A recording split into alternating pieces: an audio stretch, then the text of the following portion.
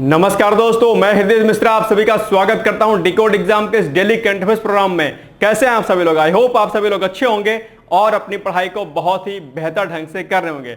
देखिए, आज है 26 जून और आज के कुछ महत्वपूर्ण करंट अफेयर्स पर हम लोग चर्चा करें। इसके पहले आप लोगों से छोटी सी रिक्वेस्ट जो कि मेरे द्वारा डेली आपसे की जाती है कि प्लीज सबसे पहले आप लोग वीडियो को ज्यादा से ज्यादा शेयर कर दें ताकि इसका बेनिफिट आप लोगों को मिलता रहे। और हमारा टारगेट है कि आपकी जो भी आगामी परीक्षाएं हैं उनमें से एक भी प्रश्न आपका करंट अफेयर्स का गलत ना होने पाए और साथ ही आपका सिलेक्शन एनी हाउ, चाहे वो आपका यूपी पीसीएस के थ्रू एसडीएम का आपका टारगेट हो या कोई अन्य पोस्ट का टारगेट हो या फिर आपका आरओ का टारगेट हो या फिर किसी अदर एग्जाम के थ्रू कोई अन्य पोस्ट का टारगेट हो, हमें अगले साल तक या इस वर्ष तक अपनी सफलता को सुनिश्चित करना है। ऐसा लक्ष्य हमें लेकर के चलना है।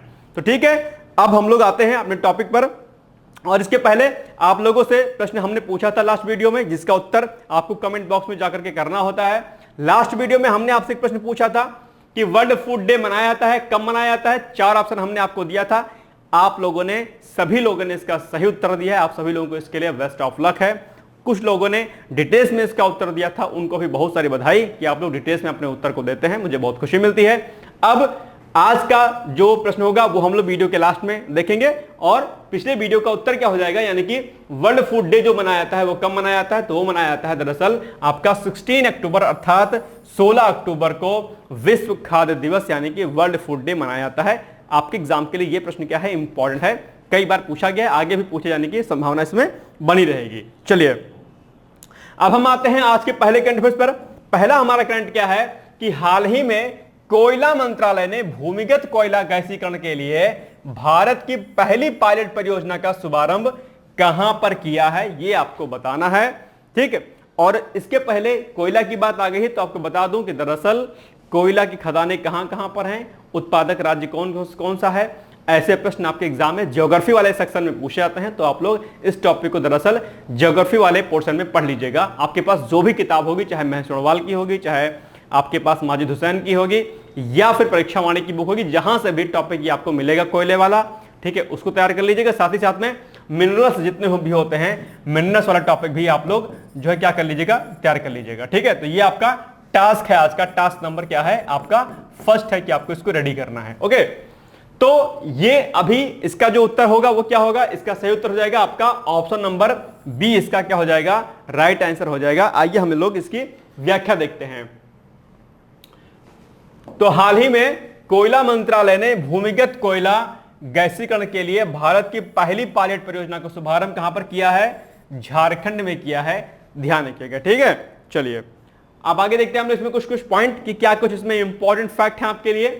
तो दरअसल क्या है ना कि इस पहल का जो उद्देश्य क्या है, कोयला उद्योग में क्रांति लाना।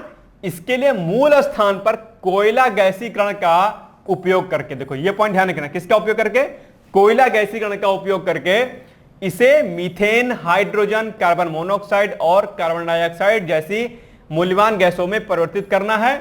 इन गैसों का उपयोग, यानी कि ठीक है ये गैसें परिवर्तित हो गई हैं, अब क्या करना है कि इन गैसों का जो उपयोग है क्या करेंगे, हम इसको सिंथेटिक प्राकृतिक गैस, ईंधन, उर्वरक, विस्फोटक और अन्य औद्योगिक अनुप्रयोगों के लिए रासायनिक फीडस्टॉक्स के उत्पादन के लिए किया जा सकेगा इसका प्रयोग। ठीक है, तो ये आपके लिए क्या है, इंपॉर्टेंट है, ये ध्यान रखिएगा। अब नेक्स्ट क्वेश्चन है आपका कि आईएसओ परिषद बैठक 2024 का आयोजन भारत में कहां पर हो रहा है। देखो अब ये वाला जो प्रश्न हमने पिछले कराया है ना, इसको आप लोग नोट डाउन कर लीजिएगा, क्योंकि कई बार क्या होता है कि मुख्य परीक्षा में कुछ फैक्ट होते हैं, ये फैक्ट आप लोग इकट्ठा कर लिए, एक कॉपी बना लीजिए मेंस की। हालांकि मेंस की आप लोगों ने कॉपी बनाई होगी पीसीएस के लिए, ठीक है, और तो वहां पर जो आप अपने नोट्स बनाते होंगे, वहां पर अगर कोई टॉपिक मिनरल से संबंधित आ गया, भारत के संसाधनों से संबंधित आ गया, तो कोई करंट की कोई चीज अगर एड ऑन होती है तो वहीं पर उसको नोट डाउन करते हुए चला करिए। ठीक है, तो जो फैक्ट है ये आपके एग्जाम के लिए इंपॉर्टेंट हो सकते हैं, इनको आप लोग नोट डाउन किया करिए इकट्ठा, ठीक है, या इसका स्क्रीनशॉट ले लिया करिए। नेक्स्ट क्वेश्चन है आपका कि आईएसओ परिषद बैठक 2024 का आयोजन भारत में कहां पर हो रहा है। 4 ऑप्शन आपके सामने दिए गए हैं, लखनऊ में, वाराणसी में, नई दिल्ली में या फिर मुंबई में। तो इसका सही उत्तर क्या होगा, इसका सही उत्तर हो जाएगा आपका ऑप्शन नंबर सी, अर्थात नई दिल्ली में आईएसओ परिषद 2024 के बैठक का आयोजन हो रहा है। आइए हम लोग व्याख्या के माध्यम से इसको समझते हैं थोड़ा सा। तो आईएसओ परिषद बैठक 2024 का आयोजन नई दिल्ली में हो रहा है, पॉइंट ये ध्यान रखिएगा। इसके अलावा कब से कब तक हो रहा है इसका आयोजन? तो दरअसल इसका आयोजन 25 से लेकर के 27 जून 2024 के मध्य में हो रहा है। आपको स्थान और डेट दोनों याद रखनी होती है, ये पॉइंट आपको याद रखना है। कई बार डेट पूछ लेता है कि किस डेट में किसी पर्टिकुलर बैठक का आयोजन हुआ है, और उस बैठक का आयोजन हुआ कहां पर है वो स्थान पूछ लेगा। तो ये दोनों बिंदु आपको याद रखने होते हैं, ठीक है। तो भारत 25 से 27 जून 2024 तक आईएसओ परिषद बैठक की मेजबानी करेगा, ठीक है। आपको बता दूं मैं कि चीनी और जैव ईंधन सेक्टर के महत्वपूर्ण मुद्दों पर विचार विमर्श करने के लिए 30 से अधिक देशों के प्रतिनिधि और कई अंतरराष्ट्रीय संगठनों के प्रतिनिधि इसमें शामिल होंगे। ये अपने आप में एक बड़ा आयोजन है और इसमें भारत दरअसल अपनी मेजबानी कर रहा है। भारत को मेजबानी क्यों दी गई है, ऐसा क्यों हो रहा है, आइए हम लोग इसको आगे देखने का प्रयास करते हैं। ऐसा क्यों है? क्योंकि चूंकि भारत क्या है, विश्व का सबसे बड़ा उपभोक्ता और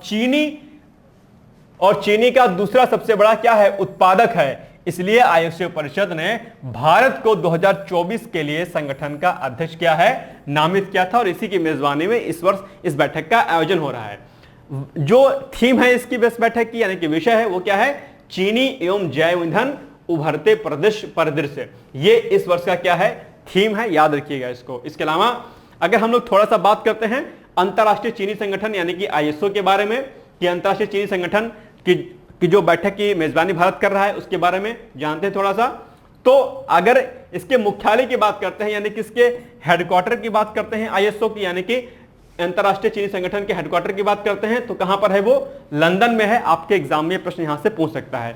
इसके अलावा आईएसओ में यानी कि अंतरराष्ट्रीय चीनी संगठन में लगभग 85 देश इसके सदस्य हैं, जो विश्व में चीनी उत्पादन का लगभग 90% हिस्सा कवर करते हैं। तो ये फैक्ट है, कुछ क्या है, इंपॉर्टेंट है, आप लोग इसको ध्यान कर लीजिएगा। ओके, अब एक बात और देखते हैं हम लोग कि इसका और व्यापक उद्देश्य क्या है। दरअसल चीनी सेक्टर से संबंधित मुद्दों से निपटने में आपसी समझ और प्रगतिशील दृष्टिकोण लाने के लिए प्रमुख चीनी उत्पादक, उपभोक्ता और व्यापारिक देशों को एक साथ लाना है। ये इसका क्या है, एक व्यापक स्तर पर क्या है, इसका मोटो है, ठीक है।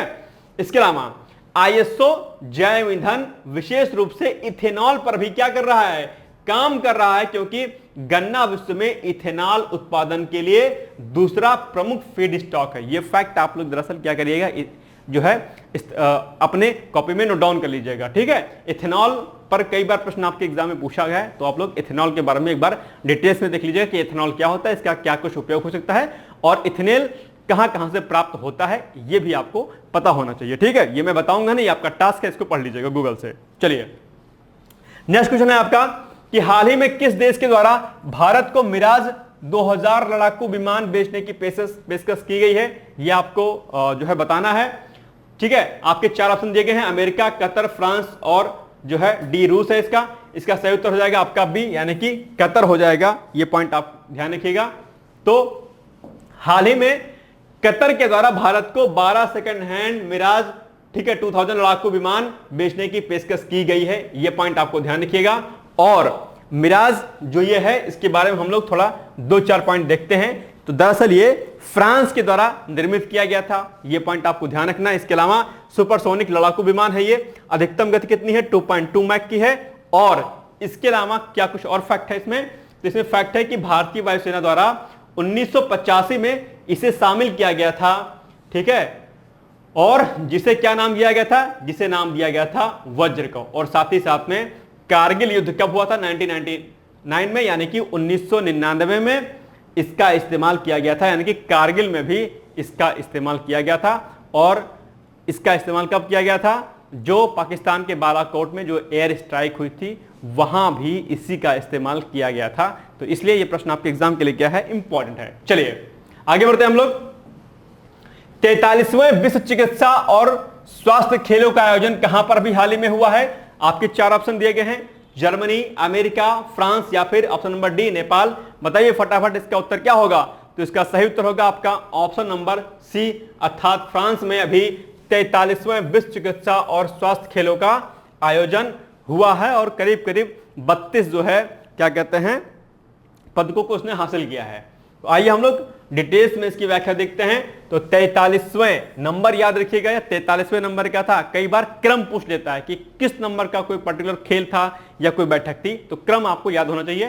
तो 43 इसका क्या था, नंबर था, यानी कि 43वें विश्व चिकित्सा और स्वास्थ्य खेलों का आयोजन कहां पर हुआ, आपके फ्रांस में हुआ। और फ्रांस के बारे में आपको डिटेल्स में कई वीडियो मैंने आपको बताया है, आपको ध्यान होगा। इसके अलावा 2023 में अगर इसके आयोजन की बात करते हैं तो दरअसल 2023 में इसका आयोजन कहां पर हुआ था, कंबोडिया में हुआ था, यह भी आपको ध्यान रखना है। इसके अलावा भारत के सशस्त्र बल चिकित्सा सेवा के अधिकारियों के द्वारा 32 पदक जीतकर जो है अपने आप में एक गौरव हासिल किया गया है, इतिहास बनाया गया है। तो यह फैक्ट आपके लिए क्या है, इंपॉर्टेंट है। 32 पदक जीते हैं, ये आपको फैक्ट याद रखना है। इसके अलावा विश्व चिकित्सा और स्वास्थ्य खेलों का पहली बार आयोजन कब हुआ था, 1978 में, यानी कि 1978 में दरअसल इसका पहली बार आयोजन हुआ था। यह फैक्ट भी आपके लिए क्या है, महत्वपूर्ण है। आगे बढ़ते हैं हम लोग। नेक्स्ट क्वेश्चन है आपके लिए इंपॉर्टेंट है, बताइए फटाफट आप लोग कि विश्व ओलंपिक दिवस मनाया जाता है। बताइए विश्व ओलंपिक दिवस कब मनाया जाता है। आपका पहला ऑप्शन है, ऑप्शन नंबर ए है आपका 19 जून, या फिर ऑप्शन नंबर बी आपका क्या है 21 जून, या फिर ऑप्शन नंबर सी 22 जून, या फिर ऑप्शन नंबर डी आपका 23 जून। फटाफट इसका उत्तर आप लोग बताइए कि दरअसल विश्व ओलंपिक दिवस यानी कब मनाया जाता है। तो इसका सही उत्तर होगा आपका ऑप्शन नंबर डी, अर्थात 23 जून को मनाया जाता है। आइए हम लोग व्याख्या देखते हैं इसकी। अच्छा, ओलंपिक पे एक प्रश्न आएगा ही आएगा, एक क्या एक से ज्यादा आ सकते हैं, तो इसलिए ओलंपिक को आप लोग ठीक ढंग से जो है रेडी कर लीजिएगा।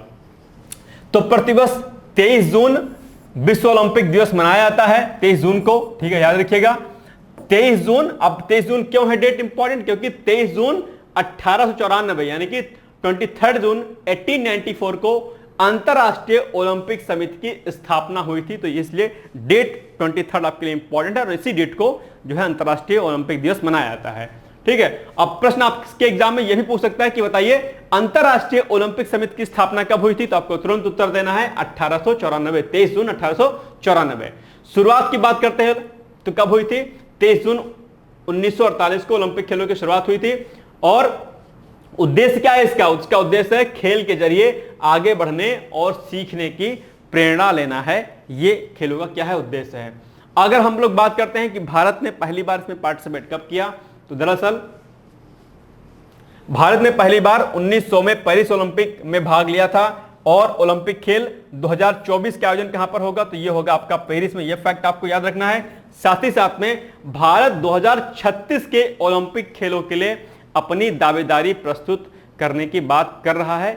यह भी आपको क्या करना है, याद रखना है। कब, भारत 2036 के ओलंपिक खेलों के लिए दावेदारी करने की बात कर रहा है। आइए आगे बढ़ते हैं हम लोग। नेक्स्ट है अंतरराष्ट्रीय विधवा दिवस मनाए जाने की घोषणा कब की गई थी, यह आपको उत्तर बताना है। तो आपके 4 ऑप्शन दिए गए हैं, 2011, 2012, 2013, 2014। बताइए फटाफट कि अंतरराष्ट्रीय विधवा दिवस मनाए जाने की घोषणा कब की गई थी। इसका सही उत्तर होगा आपका ऑप्शन नंबर ए, अर्थात 2011 हो जाएगा इसका क्या राइट आंसर। आइए हम लोग व्याख्या के माध्यम से इसको देखते हैं फटाफट। तो संयुक्त राष्ट्र महासभा के द्वारा 23 जून 2011 को अंतरराष्ट्रीय विधवा दिवस मनाए जाने की घोषणा की गई थी। महत्वपूर्ण फैक्ट है, किसके द्वारा, तो संयुक्त राष्ट्र महासभा के द्वारा।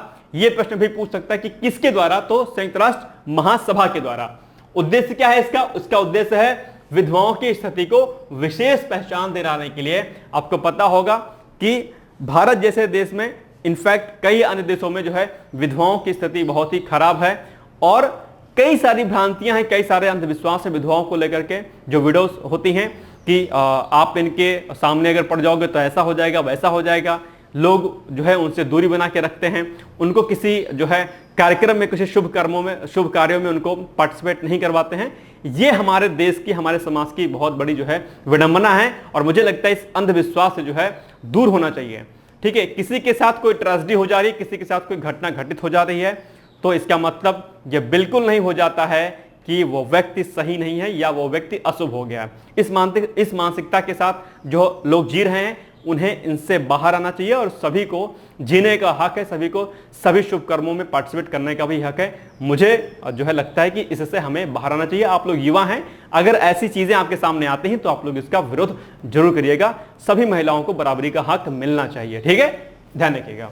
चलिए, इसके अलावा ब्रिटेन का लुम्बा फाउंडेशन जो है, तो लुम्बा फाउंडेशन विश्व की विधवा महिलाओं के लिए क्या कहा है, काम कर रहा है। काफी लंबे समय से ब्रिटेन का लुम्बा फाउंडेशन काम कर रहा है। हो सकता है आपके एग्जाम में पूछ ले कि लुम्बा फाउंडेशन का संबंध किस देश से है, तो ब्रिटेन लगा दीजिएगा टिक फटाफट। ओके, चलिए आगे बढ़ते हैं हम लोग। क्वेश्चन नंबर 7 है। क्वेश्चन नंबर 7 है कि हाल ही में India Africa postal leaders meet का आयोजन कब से कब तक हो रहा है? इसका उत्तर आपको देना है। किसका आयोजन? India Africa postal leaders meet. इसका आयोजन कब से कब तक हो रहा है? 4 ऑप्शन आपके सामने दिए गए हैं। 21 से 25 जून, 25 से 30 जून, 1 से 5 जुलाई, या फिर ऑप्शन नंबर डी 5 से लेकर के 10 जुलाई। इसका सही उत्तर होगा आपका ऑप्शन नंबर ए, अर्थात 21 से 25 जून के बीच में India Africa postal leaders meet का आयोजन हो रहा है। आइए हम लोग इसकी व्याख्या देखते हैं डिटेल्स में। तो हाल ही में India Africa postal leaders meet का आयोजन कब से कब तक हो रहा है? 21 से लेकर के 25 जून 2024 के मध्य में हो रहा है। ध्यान रखिएगा। इसके अलावा डाक क्षेत्र में अफ्रीकी देशों और भारत के प्रशासन के बीच संबंधों को और मजबूत करने के उद्देश्य से इसका आयोजन दरअसल किया जा रहा है। यह पॉइंट भी आपको क्या करना है, याद रखना है। चलिए ठीक है, आगे बढ़ते हैं हम लोग। नेक्स्ट क्वेश्चन आपका लास्ट क्वेश्चन। हाल ही में जारी सस्टेनेबल डेवलपमेंट रिपोर्ट 2024 में भारत की रैंक कितनी है? यह प्रश्न आपके लिए क्या है, वेरी वेरी मोस्ट इंपॉर्टेंट है। पक्का है कि प्रश्न आपके एग्जाम में पूछा जाएगा। तो आपको बताना है कि सस्टेनेबल डेवलपमेंट रिपोर्ट 2024 में भारत की रैंकिंग कितनी है? Option number A 105, option number B 109, option number C 110, option number D 111। बताइए फटाफट इसका उत्तर क्या होगा, क्योंकि ये प्रश्न आपके एग्जाम के लिए प्री प्लस मेंस दोनों के लिए क्या है, इंपॉर्टेंट है। इसका सही उत्तर हो जाएगा आपका ऑप्शन नंबर बी, अर्थात 109 रैंक है किसकी? भारत की। ये प्रश्न आपके प्री प्लस मेंस दोनों के लिए क्या है, इंपॉर्टेंट है। चलिए आइए हम लोग व्याख्या देखते हैं। तो हाल ही में जारी सस्टेनेबल डेवलपमेंट रिपोर्ट 2024 में भारत की रैंक कितनी है? 109 है। तुरंत इसको नोट डाउन कर लीजिएगा, इंपॉर्टेंट है। इसके अलावा अगर बात करते हैं कि दरअसल ये रिपोर्ट जो जारी करता है, वो जारी करता कौन है, यानी कि वो एजेंसी कौन है, तो वो एजेंसी है United Nations sustainable development solution network. ये क्या है, रिपोर्ट वो जारी करता वाली एजेंसी है। और अगर हम बात करते हैं भारत के अलावा शीर्ष 3 देश यानी कि टॉप कंट्री कौन सी हैं इसकी, तो पहले नंबर पर फिनलैंड, दूसरे पर स्वीडन, तीसरे पर कौन है, डेनमार्क हैं। ये तीनों देश आपको दरअसल याद रखना है। सस्टेनेबल डेवलपमेंट कितने होते हैं? फिलहाल 17 गोल्स निर्धारित किए गए हैं, जिसका लक्ष्य भारत में 2030 है। तो ये आपको दरअसल क्या करना है, ध्यान रखना है कि किस तरीके से क्या होते हैं। और जो 17 गोल्स हैं आपके, ठीक है, जो एसडीजी जो है 17 गोल्स हैं, ये अक्सर आपके एग्जाम में पूछ लेता है कि कौन सा गोल किस नंबर का है। तो ये आपको याद रख लेना है। यानी कि आज आपका टास्क जो सेकंड है वो क्या है कि आपको एसडीजी गोल्स के बारे में पढ़ना है। जो भी आपकी क्या है गोल है, एक सेकंड,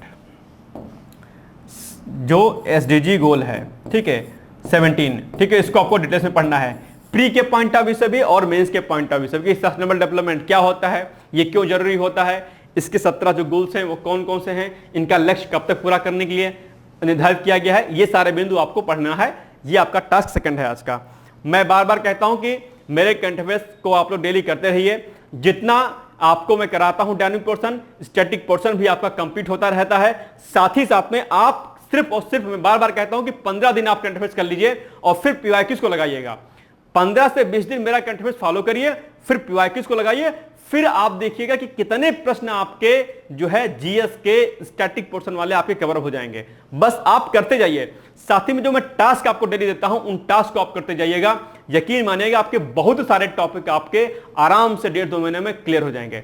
बस शर्त क्या है कि मेरे साथ थोड़ा सा मेहनत करिए, मुझ पर यकीन रखिए, भरोसा रखिए, निश्चित तौर पर आपके सारे प्रश्न सही जाएंगे एग्जाम में। यह मेरा वादा है आपसे, ठीक है। चलिए आगे बढ़ते हैं हम लोग। अगर हम लोग लास्ट रैंक की बात करते हैं, यानी कि अंतिम जो रैंक है एसडीजी गोल्स में, वो किसकी है, तो वो है साउथ सूडान की 160 रैंक है, इसकी ध्यान रखिएगा।